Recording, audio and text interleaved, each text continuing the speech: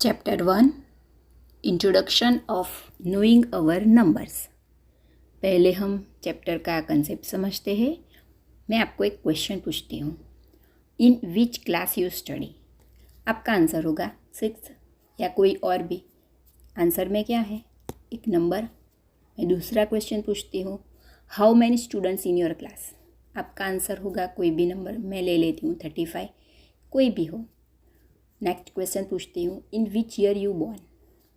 इसमें भी आपका बर्थ ईयर यानी सपोज 2011। सभी आंसर्स में आपने यूज़ किया नंबर्स का, तो हम ऑब्जेक्ट को काउंट करने के लिए नंबर्स का यूज़ करते हैं। We can count objects in large numbers. हम लार्ज नंबर्स में भी ऑब्जेक्ट काउंट कर सकते हैं और लार्ज नंबर को एक दूसरे के साथ कम्युनिकेट करने के लिए हम उसको एक नंबर नेम देते हैं। हम एक एग्जांपल लेते हैं। हमारे पास एक नंबर है 2864, तो उसको हम नंबर में तो रिप्रेजेंट कर सकते हैं, लेकिन वर्ड्स में भी रिप्रेजेंट कर सकते हैं, जैसे हमने नीचे लिखा है। लार्ज नंबर को कम्युनिकेट करने के लिए हमें नंबर नेम्स का यूज़ करना होता है, क्योंकि हम जब ओरली कम्युनिकेट करते हैं तो हमें वर्ड्स का यूज़ करना पड़ता है। अब हम समझेंगे लार्जर नंबर्स। ये कैसे बनते हैं। हम डिजिट्स तो जानते हैं कि हमारे पास सिर्फ 0 to 9 डिजिट्स है, उसी के अरेंजमेंट से नंबर्स बनते हैं। जैसे 1 डिजिट ग्रेटर नंबर है 9, अगर हम उसमें +1 करेंगे तो हमें स्मॉलेस्ट 2 डिजिट मिलता है। वैसे ही ग्रेटेस्ट 2 डिजिट नंबर में हम +1 करते हैं तो हमें स्मॉलेस्ट 3 डिजिट मिलता है। वैसे ही ग्रेटेस्ट 7 डिजिट नंबर में +1 करने से हमें स्मॉलेस्ट 8 डिजिट नंबर मिलता है। अब इनको कैसे रिप्रेजेंट किया जाता है, तो 1 and 0 को 10, फिर 100 को 100, 100 को 1000, वैसे ही 10,000, 1 लाख, 10 लाख, 1 करोड़। इसी हिसाब से हम नंबर नेम्स लिखते हैं और ये सब आपको हमेशा याद रखना है। 100 यानी कि 100 को हम 100 बोलते हैं। अगर उसको हमें टेंस में रिप्रेजेंट करना है तो हम उसको बोलेंगे 10 टेंस, क्योंकि उसमें से 10 कट हो जाएगा और वो टेंस में आ जाएगा। 1000 को 100 में रिप्रेजेंट करना है तो उसमें से 2 0 निकालेंगे तो 10 हंड्रेड्स, और टेंस में रिप्रेजेंट करना है तो 1 0 निकालेंगे तो 100 टेंस। वैसे ही 1 लाख को 1000 में रिप्रेजेंट करने के लिए हम 100 थाउजेंड्स लिखेंगे, और 100 में रिप्रेजेंट करने के लिए उसको हम 1000 हंड्रेड्स लिखेंगे। 1 करोड़ को लाख में रिप्रेजेंट करने के लिए हम लिखेंगे 100 लैक्स, और थाउजेंड्स में रिप्रेजेंट करने के लिए लिखेंगे 10,000 थाउजेंड्स। अब हम समझेंगे नंबर नेम्स कैसे दिया जाता है। इसको प्लेस वैल्यू टेबल भी कहा जाता है। हमारे पास एग्जाम्पल के लिए 2 नंबर्स है। पहला नंबर है 7,34,543। जब भी हम नंबर को टेबल में लिखते हैं इस तरह से, तो हम पहले वंस से शुरू करते हैं। वंस में 3 है, फिर टेंस में 4 है, फिर हंड्रेड्स में 5 है, फिर थाउजेंड्स में 4 है, फिर 10,000 में 3 है, और लाख में 7 है। जब नंबर को नंबर नेम में लिखते हैं तो हम ग्रेटेस्ट डिजिट से शुरू करते हैं। जैसे लाख में 7 है तो 7,34,543। नंबर को एक्सपांसन में लिखने के लिए नंबर्स के सारे डिजिट्स को उसके प्लेस वैल्यू के साथ मल्टीप्लिकेशन कर लीजिए और फिर सबका एडिशन करना होता है। मैंने आपको नीचे लिख के समझाया है। अब दूसरा नंबर, इसमें 10 लाख और लाख, इसमें जो 2 डिजिट्स है उसको हम साथ में बोलेंगे 32, और वो लाख की प्लेस में है तो 32 लाख। फिर 10,000 और 1000 की प्लेस में जो डिजिट्स है उसको हम साथ में बोलेंगे 75,000। फिर हंड्रेड्स, टेंस एंड वंस की प्लेस में है 829। पूरा साथ में नंबर नेम लिख देंगे। मैंने आपको नीचे लिख के समझाया है। इसका एक्सपेंशन तो हमें टेबल में ही दे दिया है, तो आप देख के समझ जाओगे कि डिजिट्स को उसके प्लेस वैल्यू के साथ मल्टीप्लाई करके ऐड करना है। अब हम करेंगे नेक्स्ट टेबल, जिसमें एक और प्लेस वैल्यू बढ़ गया है, करोड़ और 10 करोड़।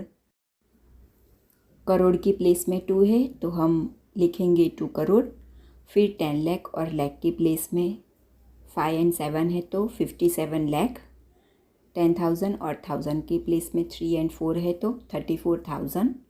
फिर हंड्रेड्स, टेंस और वंस में 543। तो ये हो गया उसका नंबर नेम। दूसरा नंबर है जिसमें 10 करोड़ और करोड़ की प्लेस में 6 एंड 5 है तो होगा 65 करोड़। 10 लाख और लाख की प्लेस में है 3 एंड 2 तो होगा 32 लाख। 10,000 और 1000 की प्लेस में है 7 एंड 5 तो होगा 75,000। और हंड्रेड्स, टेंस और वंस में 8, 2 एंड 9 है तो होगा 829। ये हो गया इसका नंबर नेमिंग। जब हम नंबर को वर्ड्स में लिखते हैं तो उसे कहते हैं number name. Indian system of numeration, इसमें क्या है तो हम जो नंबर का नेमिंग देते हैं वो है इंडियन सिस्टम ऑफ न्यूमरेशन, यानी कि इंडिया में चलता है। तो इसमें हम ones, hundreds, thousands, then lakhs, crores ये वर्ड यूज़ करते हैं एंड कॉमास यूज़ करते हैं थाउजेंड्स, लैक्स एंड करोड्स को मार्क करने के लिए कि अब थाउजेंड्स की प्लेस है, लैक्स की प्लेस है, करोड्स की प्लेस है। फर्स्ट कॉमा है वह 100 की प्लेस के बाद आता है। सेकंड कॉमा है वह उसके 2 डिजिट के बाद आता है। थर्ड कॉमा है उसके 2 डिजिट के बाद आता है और उसी तरह से आगे भी चलता रहता है।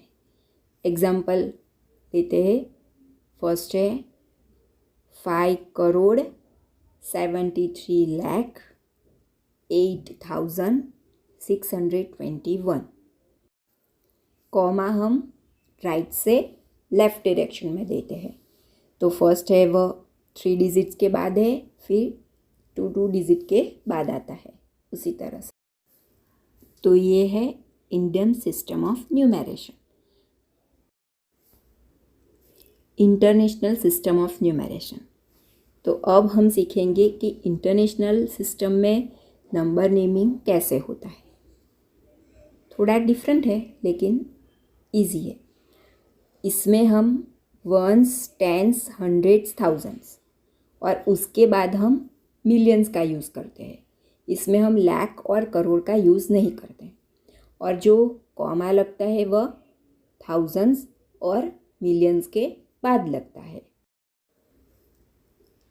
कॉमा राइट साइड से एवरी 3 डिजिट्स के बाद आता है, यानी कि राइट साइड से 3 डिजिट्स के बाद कॉमा, फिर 3 डिजिट्स के बाद कॉमा, फिर 3, यानी कि एवरी 3 डिजिट्स के बाद कॉमा आता है। हम एग्जाम्पल लेते हैं। हमारे पास ये नंबर है, इसमें आप देख रहे हैं कि राइट डायरेक्शन से 3 डिजिट्स के बाद कॉमा है। पहले 3 डिजिट सेम है, वंस, टेंस एंड हंड्रेड्स। उसके बाद के जो 3 डिजिट्स है वो है 1000, 10,000 एंड 100,000। उसके बाद कॉमा है और फिर जो प्लेस आता है वह है मिलियन। अब हम उसका नेमिंग करेंगे। तो नेमिंग में लिखेंगे, पहले मिलियन का प्लेस है तो 1 मिलियन, फिर 894,045। इंटरनेशनल में इसी तरह से हम नेमिंग करते हैं। और दूसरा एग्जांपल लेते हैं। इसमें भी हम देख रहे हैं कि 3 डिजिट्स के बाद कॉमा है। इसमें मिलियन के बाद एक और डिजिट्स है, वह प्लेस है 10 मिलियन। अब इसका नेमिंग करेंगे 23,6,7,000 790,278। इसी तरह से इंटरनेशनल में नंबरिंग की जाती है। अब एक और एग्जाम्पल लेते हैं। एग्जाम्पल में आप देख रहे हैं कि एवरी 3 डिजिट्स के बाद कॉमा है। इसमें मिलियन के बाद आता है 10 मिलियन और उसके बाद आता है 100 मिलियन। अब हम नेमिंग करेंगे तो होगा 945,482,710। अब आप लोग समझ गए होंगे कि हम इंटरनेशनल में किस तरह से नेमिंग करते हैं। अब हम लोग समझेंगे मेज़रमेंट्स, यानी कि मापना। अगर आपको आपकी पेंसिल की लेंथ मेज़र करनी है या फिर आपकी नोटबुक है उसकी लेंथ या विड्थ मेज़र करनी है तो आप यूज़ करेंगे unit centimetre. We use centimetre as a unit of length. अगर कोई आपको कहे कि आपको पेंसिल की थिकनेस बतानी है या मेज़र करनी है तो हम इससे भी छोटा यूनिट यानी कि मिलीमीटर का यूज़ करते हैं। Millimetre is smaller unit than centimetre. अगर हमें क्लासरूम या ब्लैक बोर्ड का लेंथ मेज़र करना है तो हम सेंटीमीटर और मिलीमीटर का यूज़ कर सकते हैं?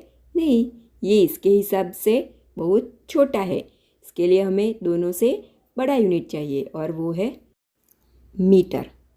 We use metre to measure the length of classroom और black board. It is bigger than centimetre and millimetre. अगर आपको कोई बोले कि 2 सिटी है, सपोज़ अहमदाबाद है और वडोदरा है, दोनों के बीच का डिस्टेंस मेज़र करना हो तो हम सेंटीमीटर, मिलीमीटर या मीटर का यूज़ कर सकते हैं? नहीं, इसके हिसाब से ये छोटा है, इसके लिए हम किलोमीटर का यूज़ करेंगे। We use kilometre to show the distance between cities, states. कोई भी लॉन्ग डिस्टेंस को हम किलोमीटर के हिसाब से मेज़र कर सकते हैं। It is the biggest unit. अब हम सारी यूनिट्स का रिफ़र करेंगे। 1 सेंटीमीटर में 10 मिलीमीटर्स होते हैं और 1 मीटर में 100 सेंटीमीटर और 1000 मिलीमीटर्स होते हैं और 1 किलोमीटर में 1000 मीटर्स होते हैं। यानी कि मिलीमीटर है वह सबसे छोटा है, उससे बड़ा है सेंटीमीटर, उससे बड़ा है मीटर और उससे भी बड़ा है किलोमीटर। तो आप समझ गए होंगे कि किस लेंथ के लिए हमें कौन सा यूनिट यूज़ करना है और इसको मेज़रमेंट ऑफ लेंथ कहते हैं। अगर आपको राइस या फिर व्हीट इसका मेज़र करना हो तो इसके लिए तो हमें अलग यूनिट चाहिए, क्योंकि इसको हम मीटर सेंटीमीटर में तो यूज़ नहीं कर सकते। तो इसके लिए हमें ग्राम किलोग्राम का यूज़ करना पड़ता है। लार्ज क्वांटिटी के लिए किलोग्राम का यूज़ करते हैं और स्मॉल क्वांटिटी के लिए ग्राम का यूज़ करते हैं। और सबसे छोटा यूनिट है मिलीग्राम, जो मोस्टली मेडिसिन का वेट मेज़र करने के लिए होता है। मेडिसिन का जो रेपर होता है उसके ऊपर उसका वेट मिलीग्राम में लिखा होता है। और हम जब गोल्ड की यानी कि सोने की कोई चीज़ लेने के लिए जाते हैं और सबसे छोटी यानी कि कम वेट वाली होती है तो उसका भी वेट मिलीग्राम में मेज़र होता है। तो अब हम यूनिट को समझे तो पहले है मिलीग्राम, उससे बड़ा है ग्राम और उससे भी बड़ा है किलोग्राम। अब एक और मेज़र करना है, वो है capacity. Capacity is measured in litres. अगर आपको पानी, तेल या कोई भी लिक्विड चीज़ को मेज़र करना है तो वो हम लीटर्स, मिलीलीटर्स में मेज़र करते हैं। किसी हेयर ऑयल की बॉटल हो या फिर सॉफ्ट ड्रिंक हो या फिर पानी की बॉटल हो, तो इसके लिए हम मिली का यूज़ करते हैं।